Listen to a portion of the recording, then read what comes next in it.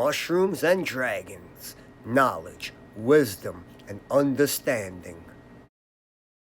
Season 4, Episode 5, The Great Red Dragon. The Great Red Dragon paintings are a series of colorful paintings by English poet William Blake in the 1800s.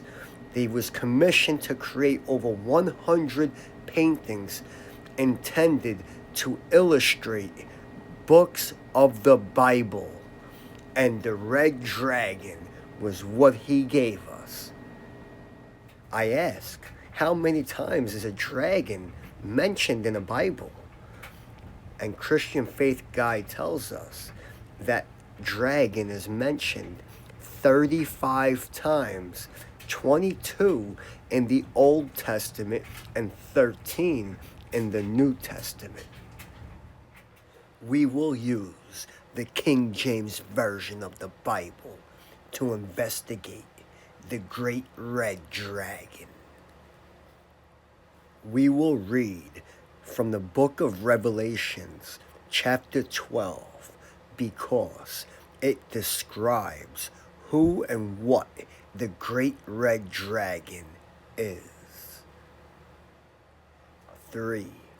And there appeared another wonder in heaven, and behold, a great red dragon, having 7 heads, 10 horns, and 7 crowns upon his heads, and his tail drew 1/3 of the part of the stars of heaven, and did cast them down to earth. And the dragon stood before the woman, which was ready to be delivered, for to be devoured her child as soon as it was born. 7. There was a war in heaven. Michael and his angels fought against the dragon, and the dragon fought, and his angels prevailed not, neither was their place found any more in heaven. 9. And the great dragon was cast out, that old serpent called the devil and Satan, who deceiveth the whole world. He was cast out into the earth, and his angels were cast out with him. 1. And I saw an angel come down from heaven, having the key of the bottomless pit, and a great chain in his hand. And he laid hold on the dragon, that old serpent, which is the devil and Satan, and bound him 1,000 years, and cast him into the bottomless pit, and shut him up, and set a seal upon him, that he should deceive the nations no more, till the 1,000 years should be fulfilled. And after that he must be loosed a little season. 7. And when the 1,000 years are expired, Satan shall be loosed out of his prison, and shall go out to deceive the nations, which are the 4 quarters of the earth, Gog and Magog, to gather them together to battle, the number of whom as ice as the sand of the sea. And they went up on the breadth of the earth, and compassed the camp of the saints about, and the beloved city, and fire came down from God out the heaven, and devoured them. In Jude 1:9, we believe that we found the connecting piece to the Revelation stories that we just read to you, where the angel goes up against the dragon. Yet Michael, the archangel, when contending with the devil, he disputed about the body of Moses, durst not bring against him a railing accusation, but said, the Lord rebuke thee. Before we go any further, I want to just run down what we just read. The Bible is telling us that a dragon, a great red dragon, along with his other dragon buddies, were thrown out of heaven, whatever that means, and they were thrown down into our world. And then an angel, whatever that is, did battle with the dragon, threw him down to earth, and then came down with a chain and locked him in hell. And then after 1,000 years, the dragon was let loose, and wars and battles took place all over the earth. And then an angel or something came down with lightning bolts, I'm guessing, or storms, and killed the dragons. There is much debate whether this red dragon and the battle with the angel is prophecy or history, meaning it did not happen yet or it already happened. And after what we just read to you from the Bible, I believe that this already happened thousands of years ago. Let's go back to 8. After 1,000 years, he was let go, and it is the time of Gog and Magog, which happened thousands of years ago. Then the angel and the devil battled over the body of Moses, who lived thousands of years ago. So to me, all of this took place thousands of years ago. Back to Revelations 12:4, and the dragon had a gigantic tail that drew a third part of the stars of heaven and cast them down to earth. Meaning this had to be a gigantic, tremendous dragon. Bible information. There are over 5,800 Greek New Testament manuscripts known, and there are over 10,000 Hebrew Old Testament manuscripts, over 19,000 copies in Syriac, Coptic, Latin, Aramaic languages. There are many versions of Bibles. Can we find information about the Great Red Dragon in these manuscripts? Let's find out. The Book of Jubilees is an ancient Jewish apocryphal text considered canonical by the Ethiopian Orthodox Jews. I've personally listened to the audio of the Book of Jubilees multiple times, and it is a very interesting read. I will try and explain this to the best of my understanding. The Jubilee year is every 49 years, and the Book of Jubilees is a history of the laws and the testimony and the events that take place or are supposed to take place throughout the 49 years.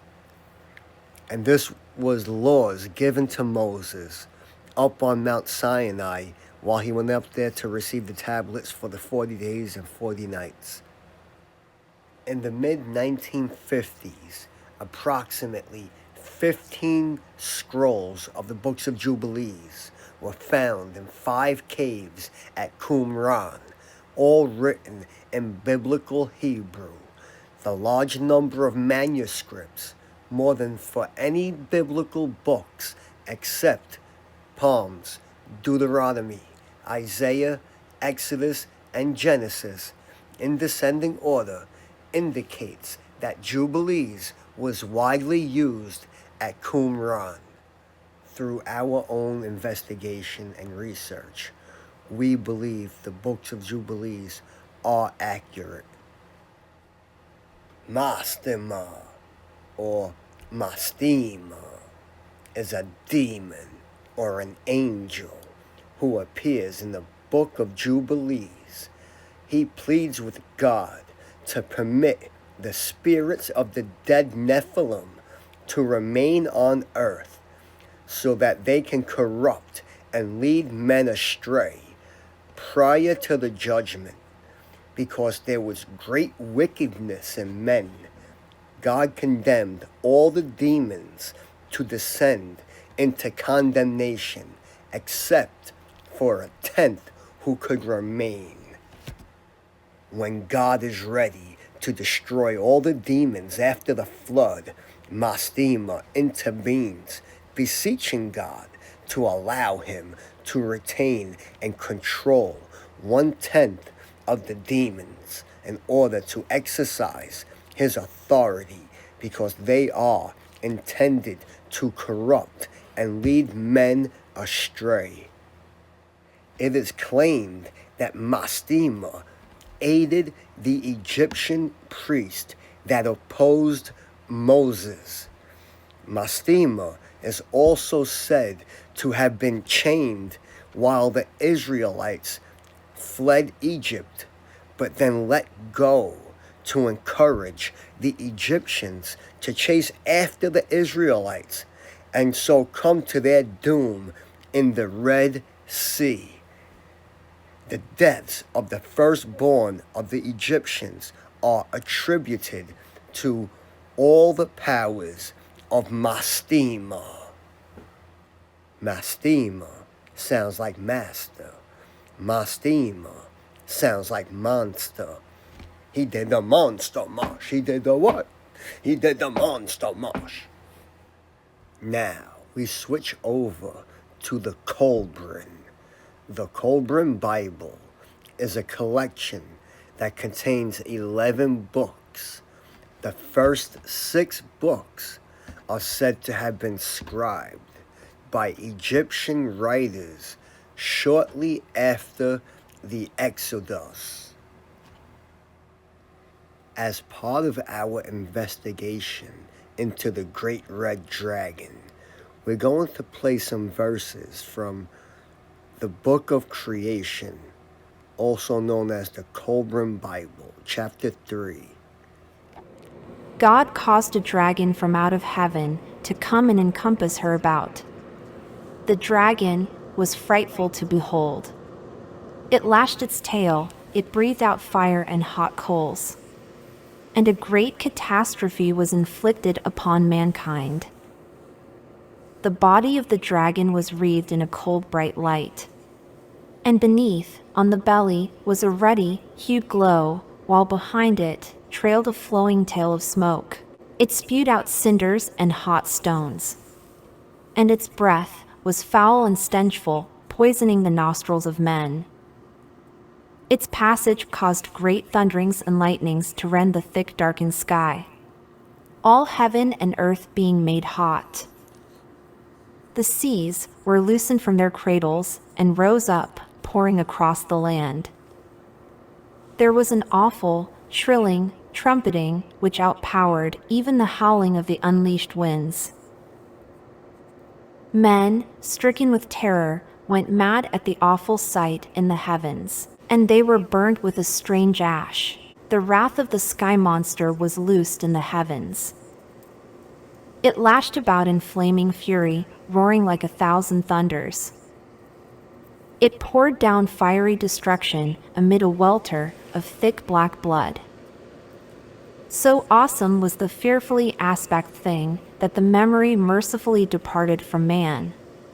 His thoughts were smothered under a cloud of forgetfulness. The first sky monster was joined by another, which swallowed the tail of the one going before. But the two could not be seen at once. The sky monster reigned and raged above earth, doing battle to possess it. But the many-bladed sword of God cut them in pieces, and their falling bodies enlarged the land and the sea. In this manner the first earth was destroyed, by calamity descending from out of the skies. The vaults of heaven had opened, to bring forth monsters more fearsome than any that ever haunted the uneasy dreams of men. Men and their dwelling places were gone. Only sky boulders and red earth remained where once they were.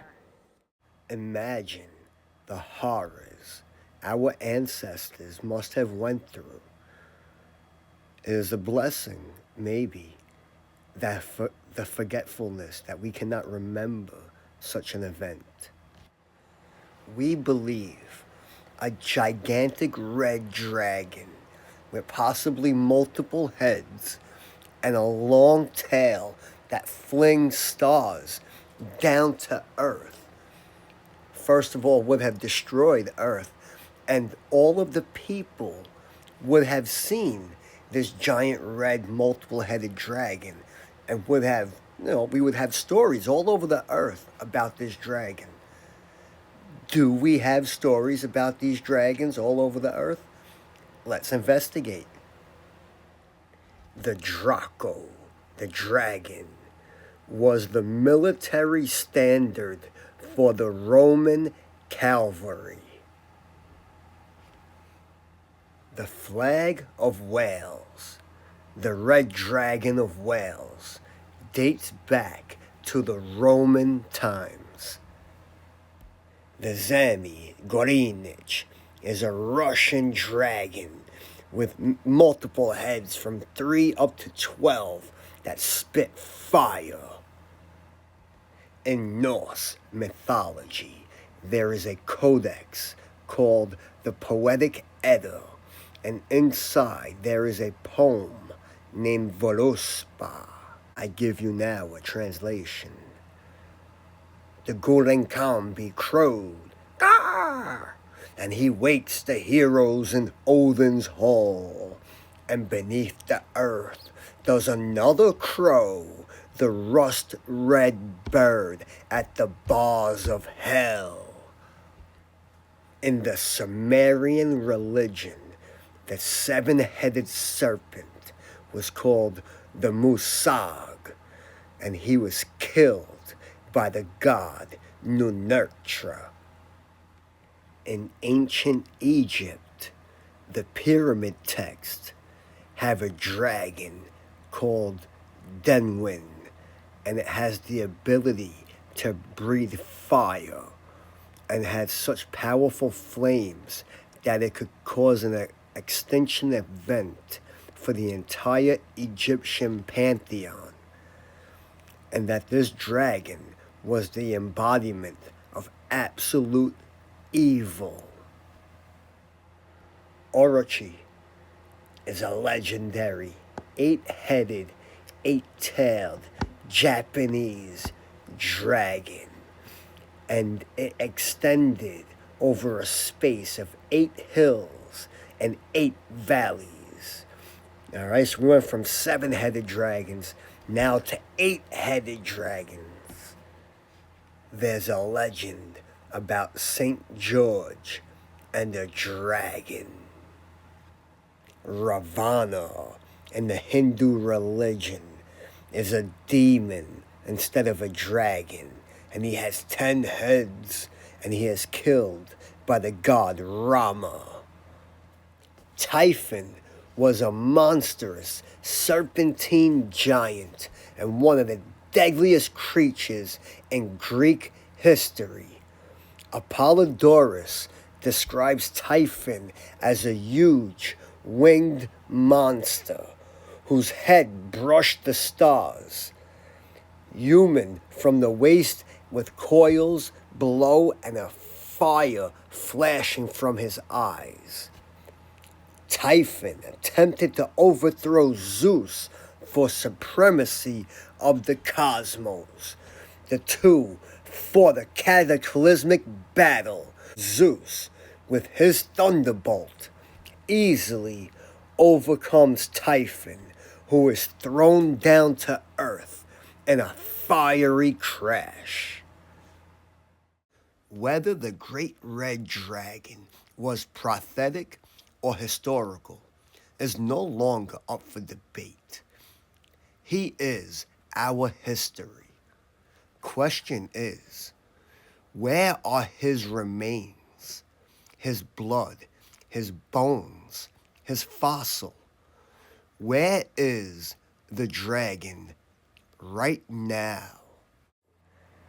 He's right in the center of your screen. He is sprawled out across North Africa, Morocco, more specifically. He is North Africa, Morocco. Let me explain. Here is the dragon's face. Get real close up. His red eye is right here in the center. I will zoom out. You will see his mouth open to the left and his neck, throat going to the right, the black strip. I will zoom into his beard right here and right there, all that nasty stuff. Now we will follow the dragon's throat down, and you will see that he has a belly, and then two legs, right here, two legs, and then a tail. And you can zoom into the tail, and you can see all the dragon scales. Depending on how much you zoom in or don't, is depending on how much you can see the dragon scales as you zoom or move across Morocco. And you could always zoom in and see more dragon scales. You see the layers of scales on top of scales on top of scales. And you can see all the nerve endings and blood vessels that go into the dragon scales across the dragon's throat. And then right here is where the angel, the god, whatever you want to call it, hit the dragon with a sword or a thunderbolt, a lightning strike. And you can see all the way, it hit him right across, boom, the whole strip. We attempted to draw the great red dragon and sprawl him out across North Africa. From his feet to his face, he is over 1,000 miles long. Meaning, if he stood on the ground with both feet and stood up, his head would be hundreds of miles above the International Space Station, spewing out flames and poison down on everybody below. Where are the rest of the multiple heads this dragon is supposed to have? Because this head is just too small for this dragon body that's laying across North Africa. It must have other necks with other heads. Possibly, they could be laying across somewhere down here. They could have gotten struck off by a sword or a lightning bolt.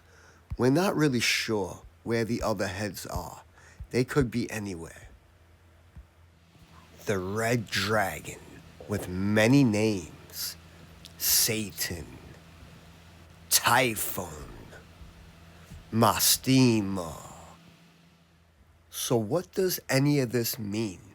Or what does all of it mean?